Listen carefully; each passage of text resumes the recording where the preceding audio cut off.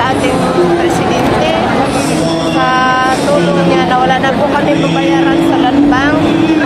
At sana po matulungan pa po kami sa support services para sa pag-unlad sa aming kalupaan. Dahil po yung ibang mga magsasaka ay wala pong mga hayop. Walang mga hayop na para po paunlarin yung kanilang mga lupa. Kailangan na po namin support services kasi meron na kaming lupa na sinasaka para po mapaunlad namin yung Alam niyo po ba, ma'am, baka hindi po nga po hayop ang ibibigay sa inyo ni Pangulong Bongbong Marcos. Alam niyo po ba yung mga makabagong makinarya ngayon?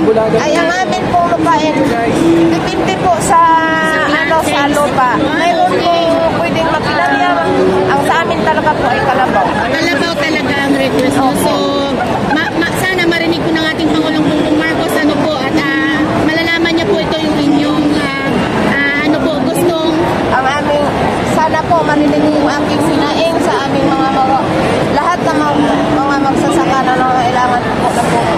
Alam niyo po ba, ma'am, kayong mga magsasaka ay number 1 po sa puso ng ating Pangulong Bongbong Marcos. Kaya nga po inikot niya po yung buong bansa para nga po mabigyan ng pa-distribute na, no? At saka hindi lamang po yan, ma'am, talagang nagbibigay po siya talaga ng mga makinarya. Kung katulad niyan po, request niyo pala ay kasi ang gusto ni Pangulong Bongbong Marcos ay hindi na po kayo mahirapan kumbaga. So sa request niyo po pala para gusto niyo talaga yung hayop. Kasi po, ma'am, hindi naman kaya yung makinarya sa amin. Sobrang dahilig at wala din okay. Ma'am, ilang years yung hinintay yan, yung titulo ng lupa na mapasa inyo? Ay, 10 years po. 10 years Wala po. po sa 19, sinurbis siya, 10 years bago namin nakamit yung Kasi may mga nakausap din ako, mami, na mga 20 years na yung iba, na hinintay nila para mapasa kanila talaga yung titulo ng lupa. Ano pong mensahe nyo, ma'am, kay PBBM? Ang mensahe ko lang po sa ating presidente ay sana po matulungan pa lahat po mga magsasaka para po pare-pareho ang mga Pilipino na matulungan niya. Yes.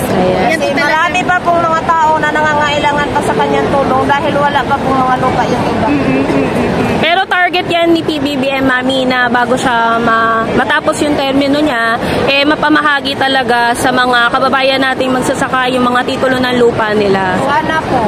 Tsaka po, ma'am, di ba may mga LGU naman po tayo? Kung supposed to be dapat ang LGU po natin, din po maakyat sa ating para malaman po yung inyong additional na gusto po rin ay para kung ano po talaga yung makamit yung pangdagdag sa inyong kabuhayan. O po, pwede po kayo makipag-communicate po sa inyong LGU para po umabot doon sa ating presidente.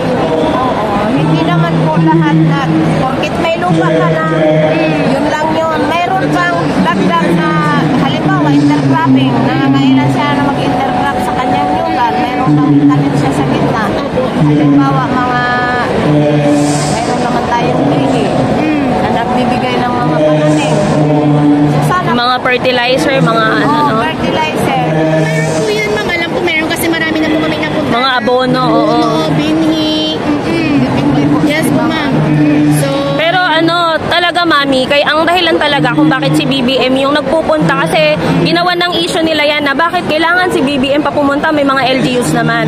Ang dahilan talaga nun, mami, kaya siya bumababa kasi gusto niya talagang makita yung sitwasyon ng mga kababayan natin para malaman din niya kung ano pa yung mga pangangailangan kasi hindi siya nagtatapos sa titulo lang. Correct. Kasi meron pa yan mga programa na iniready po ang administrasyon para po tulong sa ating mga kababayang magsasaka. po kasi ang gusto ni BBM pang life Hindi naman talaga, hindi naman talaga niyog lang ang pwedeng makapagpaunlad sa magsasaka. Kundi magsikap ka lang para sa intercropping. Yan ang gusto ko marinig kayo, ma'am. Magsikap. Di ba?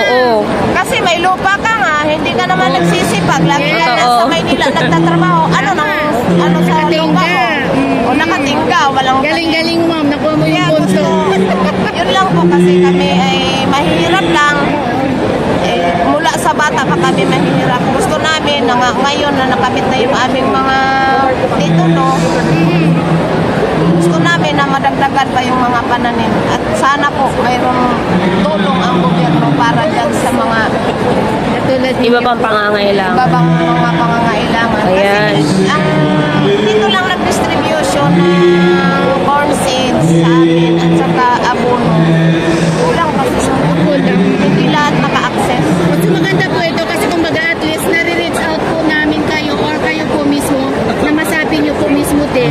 yung mga pangangailangan talaga. So ano po ma'am ang pakiramdam dahil nakikita niyo na po ng personal si Pangulong Bongbong Marcos? At nasa inyo na po ang titulo ng lupa. Ano po ang pakiramdam? Hindi po.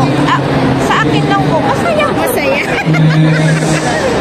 Pero muna naman kasi, kita naman din namin si Digong pa.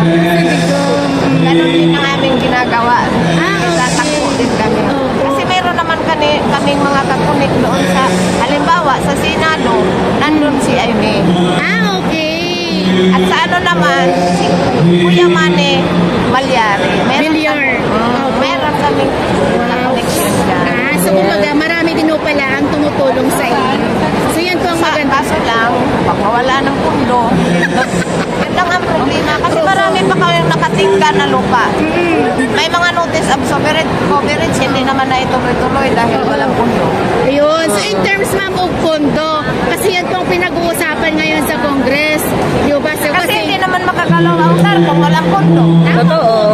Dapat sana, kung siya man po si Presidente at tumulong ng mga magsasaka, ay lagyan ng pundo ang TAR para lahat ay maka-access ang Bali, ano po yan, Mami, may allotted po yan. Yung, kasi di ba nagkakaroon ng budget hearing.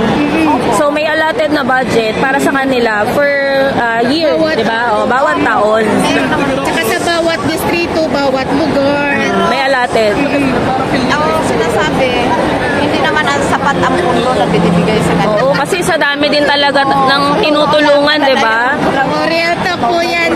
Real talk. Okay lang po yan, ma'am. At least di po ba naging ano po tayo sa aware po tayo sa nangyayari sa ating government. So follow-up question. Mami, nabalitaan niyo po ba yung threat na sinabi kay PBBM, yung planong pag-assassin? Nabalitaan niyo po ba yun, Mami? Bali po kasi yung Vice President po natin, sabi niya gusto niyang si PBBM, assassinate. No, pag may nangyari sa kanya, may pagbabanta po. Ano pong masasabi niyo doon, Mami? Tingin niyo po ba bilang isang Vice President, tama po ba yung ginawa ni Sara Duterte?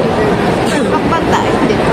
Yes, opo, ma'am. Opo. Napagbantaan po ni Vice President Sara Duterte yung buhay ni PBBM at ni First Lady at saka kasama na din si Speaker Martin. So, alam ko po, kalat na po yan. So, kung hindi niyo po pa po kayo aware, no, yun po yung sinasabi namin. Kung ano po yung opinion niyo doon, ma'am? Tama po ba yun bilang isa siya sa pinakamataas na leader ng ating bansa? Tingin niyo po ba tama po bang attitude or action po yun? Nasabihan mo ng ganon yung presidente ng Pilipinas? Hindi. Ikaw ay nasa mambabatas. Dapat kung ano, may mali man, itatama. Hindi yung banta. Kumbaga, imbis na dapat nagtutulungan, di ba? Para tumaas ang antas ng pamumuhay ng mga Pilipino, may ganito pang senaryo na nangyayari. About ma'am naman po, sa pondo na pag-uusapan na itanong po namin, sa confidential po ni Vice President Sara, kung aware din po kayo sa mga nangyayari ngayon, ma'am, na kumbaga, wala po silang naipapakita ng resibo hanggang ngayon, no, kung kanino po nakaresibo doon, yung mga nakalagay doon, mga nakalagay doon, mga Chichoria, Mary Grace Piatos, kung napapanood nyo lang po, yung mga ganong pangyayari ngayon sa ating gobyerno. Hindi po kayo aware. Ayan, alam ko pala silang. So, mamanood po kayo ng Lagi pa ako sa puso. Wala akong time dyan. busy ma'am. So, at least ma'am na-share po namin sa inyo na may ganong pangyayari po ngayon sa ating government po. Last word po ma'am, ano pong masasabi niyo? Kasi makikita niyo na po siya ngayon ng personal. Salamat po sa aming presidente. Sana po lahat na nangangailangan pa sa kanyang tulong ay matulungan lahat. Ayun, okay. Ayan. Para sa certificate of donation kasi marami pa pong nangangailangan dyan. Ayan, so thank you po. Sana po ng ating viewers.